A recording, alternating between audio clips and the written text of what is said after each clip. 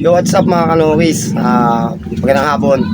Bali, update ko lang yung yung kulungan na pinagawa ko yung nakaraan. Bali ngayon is natapos na siya. Tatlong pinto yung natapos pala. Bali yung isa hindi na inabot kasi hapon na. Yung breederan ko, ang kulang lang niya is pintuan pero okay naman na siya. So ipakita natin, no. Ito na yung kabuuan niya. Tingnan natin mga kanokis.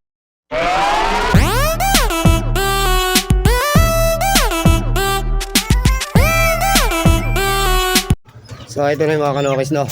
Bali, nabuo na yung kulungan. Ito yung tatlong pinto. Bali, nilagay ko na yung mga sisiw ko mga kanokis, no. Bali, ito yung isa. Steel matting yung ginamit natin dito. Ito yung pangalawa. Yan mga kanokis, mataas to. Yan. Ito yung pangatlo mga kanokis. Yung isa ko rin sisiw, nilagay ko na rito. Mataas to. Yan. Yung likod nito steel matting din mga kanokis, no.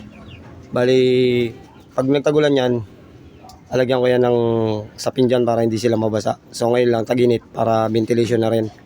Tapos ito naman yung sa breederan ko mga kanokis, no. So ayan. Bali, ang kulang lang yan is pintuan. Ito. Buo na yan, pintuan lang. Siguro may kahoy yan dyan na na bahay na kahoy. Tapos siguro na rin lang, steel matting na rin. O kung wala steel matting, yero na lang. Tapos bisagra na lang dito. Bukas niya magento. Pero ang loob naman yan is na, mga kanokis, ayan. Buo na to eh. Yan, no. Lagyan natin ng plywood para hindi sila magkita ng tandang ko pag yung sinama ko rito. Dito ako maglalagay ng mga kanokis. Lugan. Kasi pag nagtag-ulan, baka mabubukan ako. Kaya ito, mas maganda to kasi yero. Hindi tatagos yung tubig. Tapos ito, makapal to, mga kanokis, no. Makapal na tarapal. Tapos ito naman, wala naman ditong lalabas. Kasi ito naman screen, hindi naman siya mababasa dito kasi dito ang pwesto niya. Bale, ito namang mga sisiyo natin dito. Yan. Press ko na to dito. Ako na nila mataas. Yan. Ito yung sisiyo ko na 3 months. Tapang na. 3 months to. 4 months to. Yung tatlo na to. Pinaghiwa-hiwalay ko mga kanokis, no. Para mano na sila magbinata. Ito pa yung isa. Bali sa susunod, kung may out ko to, ang ilalagay ko naman dito yung mga gold ko mga kanokis. So pambenta ko kasi to. Yan.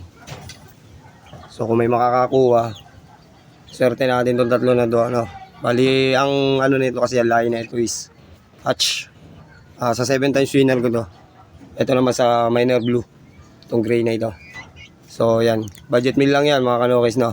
PM lang kung magugustuhan nyo. Pambenta na yan. So, walang bumibili pa. Tempa natin, palakihin natin para mas maganda. So, yun lang, mga kanokis. In-update lang natin yung bagong kulungan na ginawa natin, no.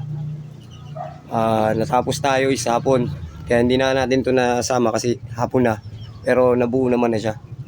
At yung ilalim nilagyan din natin ng sapin para hindi sila makakawala mga kanokis, no.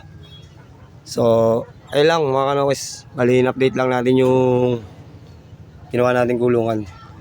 Bali sa susunod niyan, pag medyo dumami pa, may isa pa naman ako dito ng kulungan. Dadagdag pa ako ng isa dito. So, pagka meron pa ulit akong mga tandang na walang kulungan at nagkaroon ulit ako ng budget, meron extension yan doon mga kanokis. Tuduktong yan, hanggang doon pa yan. Mahaba yan mga kanokis. Siguro mga 8 pahabang ganyan na puro ganito. Para presko talaga yung mga manok natin dito, no. So yun lang mga kanokis, update ko na lang sa susunod na video kung ito ba quality ang ang pagkakagawa natin, no. So yun lang. Kita-kits tayo sa susunod natin video mga kanokis. So basta ito ay abang na. Dadagdagan natin yan pag medyo na ang space natin. Kulang na. Kasi hindi na tayo ngayon magtatali na mamatayan tayo. So yun lang. Kita-kits tayo sa mga susunod na video.